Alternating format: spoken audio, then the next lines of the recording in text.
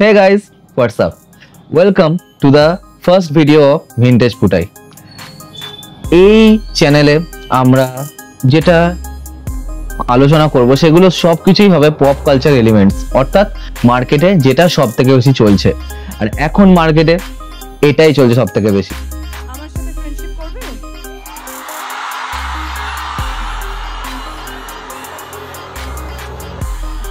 কেন?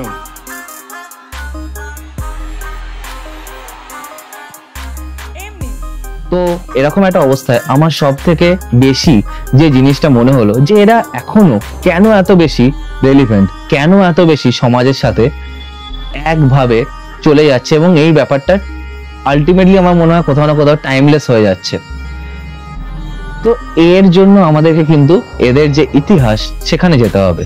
তো দেব এবং শুভশ্রীর প্রথম সিনেমা ছিল চ্যালেঞ্জ, এবং চ্যালেঞ্জ ওয়াজ দ্য বেস যেটা কিন্তু এদেরকে একটা শক্ত খুঁটি দিয়েছিল। চ্যালেঞ্জ ওয়াজ দেবস রিলঞ্চ ফিল্ম, মানে দেব তখন একটা লাভার বয় হিসেবেই সিনেমা করে এসেছিল, কিন্তু চ্যালেঞ্জে কিন্তু কোথাও না কোথাও তার যে পুরো লুকস থেকে স্টার্ট করে পুরো পারফরমেন্স সেটা পুরো আপস্কেল হয়ে গেছিল, একটা অন্য পর্যায়ে কিন্তু যায় দেব চ্যালেঞ্জ থেকেই।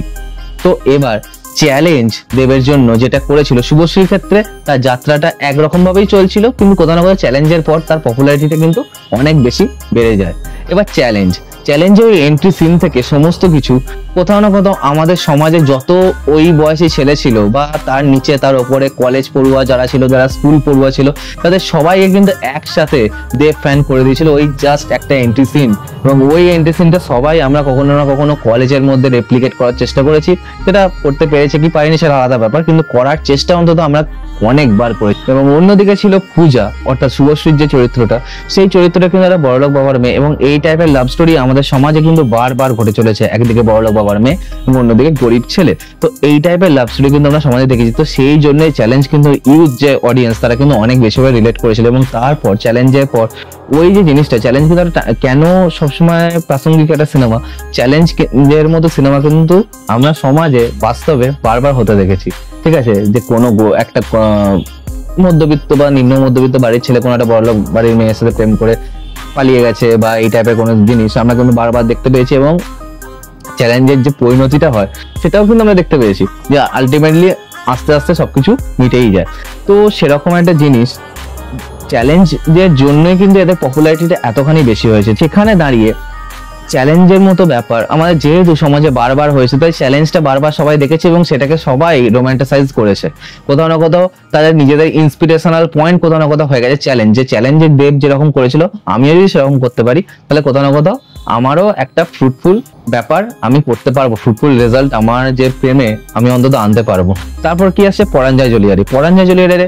আবার অন্যদিকে কোথাও না কোথাও যে বাঙালি এনআরআই যে অডিয়েন্স ছিল তাদেরকে কিন্তু ট্যাগ করতে পেরেছিল, বা যারা সেই সময় দুর্গা পূজায় বা অন্য কোনো ইভেন্টে বাড়িতে এসেছিল, কারণ পরাঞ্জয় জলিয়ারে বেরিয়েছিল কিন্তু আগস্ট মাসে, ঠিক আছে, এবং সেই সিনেমাটা মোটামুটি একটা প্রাইম হাইপে চলে গেছে ঢাকের তালে গানটার জন্য পূজার সময়।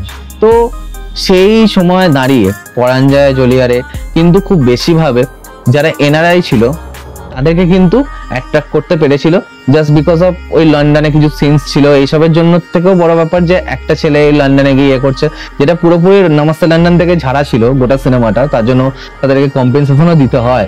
কিন্তু কোথাও না কোথাও আমার মনে হয় যে পরাঞ্জয় জলিয়ারে কিন্তু ট্যাগ করতে পেরেছিল যে এনআরআই অডিয়েন্স আছে তাদের, এবং সেটা যে খুব বেশি পরিমাণে সেরকম নয়, কিন্তু কোথাও না কোথাও একটা জায়গাতে ছিল, তার জন্য বিদেশের ফ্যান্সরাও কিন্তু অনেক বেশি এনশিওর হয়ে গিয়েছিল। শাহরুখ খান কাল হো না হো বা কবি খুশি কবি গমে যে কাজটা করতে পেরেছিল সেটা আমি বলবো না যে পরাঞ্জয় জলিয়ারে দেবের জন্য করেছিল বা দেব শুভশ্রীর জন্য করেছিল, কিন্তু কোথাও না কোথাও একটা এফেক্ট কিন্তু পড়েছিলই।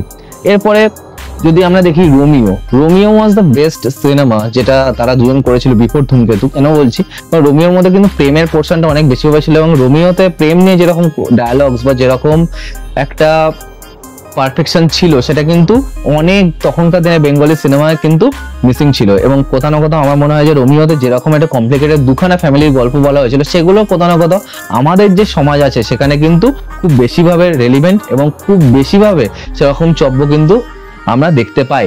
এবং অন্যদিকে এবার চলে আসছে যে এসকে মুভিসের দুখানা সিনেমা, ঠিক আছে, সেটা হচ্ছে খোকা 420 এবং খোকাবাবু। খোকাবাবু প্রথমে এসেছিল 2012-তে এবং খোকা 420 তারপরে। খোকাবাবু এবং খোকা 420 দুটো সিনেমা এন্টারটেনিং, কিন্তু আমার মনে হয় না যে সোসাইটিতে তার কোনো প্রভাব আছে, কারণ সেইগুলো কিন্তু সাধারণ ব্যাপারগুলো খুবই এক্সাজারেটেড করে দেখানো হয়েছিল, খুব বেশিভাবে চিত্র বিস্ফারিতভাবে দেখানো হয়েছিল। তাই কোথাও না কোথাও আমার মনে হয় খোকাবাবু এবং খোকা 420 দুটোই পুরো হিট অ্যান্ড মিস সিনেমা। ঠিক আছে, মানে হয় এগুলো ভালো লাগবে নাহলে খারাপ লাগবে।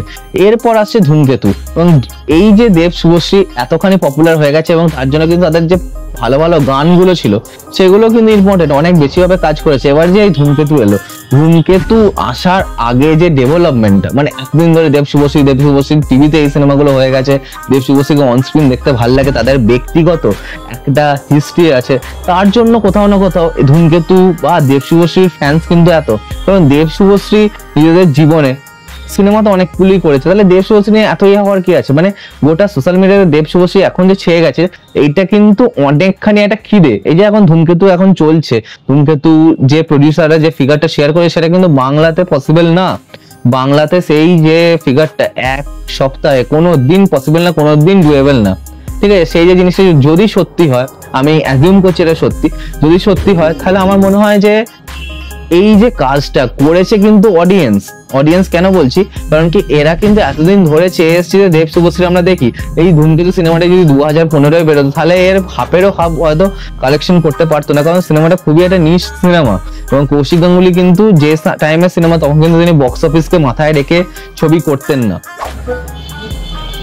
ধূমকেতু আমার মনে হয় কোথাও না কোথাও ঠিক সেরকমই একটা সিনেমা, যেখানে কৌশিক গাঙ্গুলির এটা একটা সিনেমা, এখানে দেব শুভশ্রী কিন্তু খুবই কম আছে এবং তাদেরকে নিয়ে সেরকম কোনো পোর্শনসও কিন্তু ডিজাইন করা হয়নি। এই সিনেমার মধ্যে সেরকম কোনো জায়গা নেই যেখানে দেব শুভশ্রী নিজেদের যে প্রেমটা বা ইত্যাদি আপস্কেল করতে পারছে বা শো অফ করতে পারছে সেই ব্যাপারগুলোকে, যেগুলো দেব শুভশ্রী এতদিন করে অডিয়েন্সের কাছে পপুলারিটি পেয়েছে।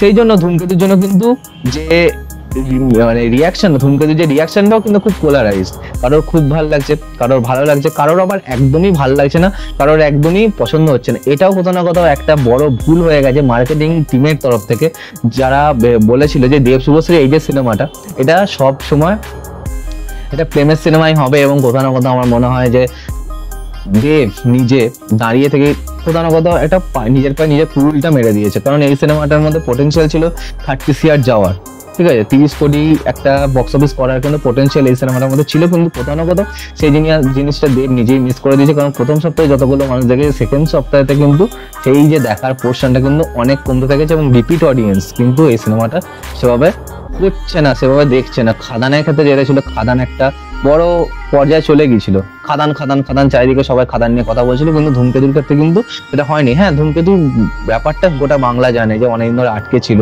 তো এই অনেকদিন ধরে আটকে থাকার জন্যই কিন্তু দেব শুভশ্রী এত বেশি যে রমরমাটা হতে পেরেছে। যদি এটা আমি আগেও বলেছি, আবারও বলছি, তখন বেরোতো 2016-17-তে, কোনো দিন এই সিনেমাটা এত বেশি একটা হিউজ কালেকশন করতে পারতো না। এবং এখন এই সিনেমাটাকে বলা হচ্ছে ওভার রেটেড, কেউ বলছে এই সিনেমাটা ফালতু। আমার মনে হয় তারা সিনেমার ব্যাপারে যে তাদের জ্ঞানটা আমার মনে হয় খুবই স্বল্প। সিনেমা অনেক রকম হয়, সিনেমাতে খালি মার কাট ব্যাপারই হবে যে তা নয়। এটা আমার ধূমকেতুর মধ্যেও খুব ভালোভাবে গল্প আছে, অনেকে বলছে গল্প নেই, হ্যাঁ গল্প আছে। বারবার তোমাকে স্পুন ফিট করে সবকিছু দেখানো হবে তার তো কোনো মানে নেই, তাই না? তো ধূমকেতু একটা নিশ অডিয়েন্সের জন্য বানানো সিনেমা, যেটা অনেক বেশি বক্স অফিস করে ফেলেছে, যেটা সেই ধূমকেতু সিনেমাটা ডিজার্ভ করে। এবং এরপর যখন ধূমকেতু 2 আসবে, that will be a cinema যেটা বক্স অফিসের জন্যই বানানো হবে। এবং সেটা কোথাও না কোথাও আমার মনে হয় কৌশিক গাঙ্গুলি নিজে যে কাজটা করে থাকেন তার থেকে কিন্তু আমার মনে হয় তিনি নিজের দিক থেকে কিন্তু অনেস্ট থাকবেন না। এই সিনেমাটা, পরের যে সিনেমাটা, এইটা ধূমকেতু ওয়াজ আ সিনেমা, বাট ধূমকেতু 2 উইল বি আ প্রজেক্ট। এইটাই আমার সব থেকে বড় খারাপ লাগার বিষয় ধূমকেতুর জন্য। এবং দেব শুভশ্রী এরপরে আবারও কাজ করবে, এবং এই যে জুটিটা ক্যারি ফরওয়ার্ড হতেই থাকবে। কারণ আমরা দেখেছি প্রসেনজিৎ ঋতুপর্ণার ক্ষেত্রেও তারা কিন্তু ব্যাক টু ব্যাক কাজ করেই গেছেন, সবকিছু যখন মিটেই গেছে তারপর। তো এটা ছিল আমার অ্যানালাইসিস যে দেব শুভশ্রীর যে মেন দুটো বেস, সেটা হচ্ছে চ্যালেঞ্জার পরাঞ্জয় এবং রোমিও, যেগুলো তারা SBF এর সাথে বানিয়েছিল। এবং SK মুভিজের যে দুটো সিনেমা, খোকা 420 এবং খোকাবাবু, সেগুলো আমার মনে হয় না যে খুব বেশি দেব শুভশ্রী ফ্যানেদের কাছে হ্যাঁ এনজয়েবল, বাট কোনো কালচারাল যে ইম্প্যাক্ট সেটা কিন্তু আমার মনে হয় না যে ফেলেছে বলে। চ্যালেঞ্জের যে কালচারাল ইম্প্যাক্ট সেটা যে পরিমাণে, সেটা আমার মনে হয় না যে অন্য কোনো সিনেমার আছে। তো তাদের দুজনের যে সিনেমাগুলো ছিল সেগুলো খুবই সোসাইটির দিক থেকে খুবই রেলিভেন্ট, এবং সোসাইটিতে যেরকম ইস্যুস আমরা দেখতে পাই সেগুলো কিন্তু কোনো না কোনোভাবে ওই সিনেমার মধ্যে উঠে এসেছিল। এবং তার সাথে জিৎ গাঙ্গুলির গান এবং ঋষিচন্দ্রর যে গান সেগুলো তো বলতেই হবে। তাই ইট ওয়াজ মাই অ্যানালাইজেশন, এবং এই চ্যানেলে এরকম অনেক ভিডিও আসতে থাকবে, এরকম অনেক কিছু আসতে থাকবে। এরপর কি টপিক নিয়ে আমি ভিডিও বানাতে পারি তোমরা কমেন্ট করতে পারো, আদারওয়াইজ আমার কাছে একটা শিট রেডি করাই আছে। তো চলো আজকের মধ্যে ভিডিওটা এখানে শেষ করি। তোমরা জানাও যে তোমাদের কেমন লাগলো নতুন চ্যানেলের নতুন ভিডিও, এবং আরো কিছু যদি আমি ইমপ্রুভ করতে পারি সেটাও প্লিজ তোমরা আমাকে বলো। তো বাই বাই।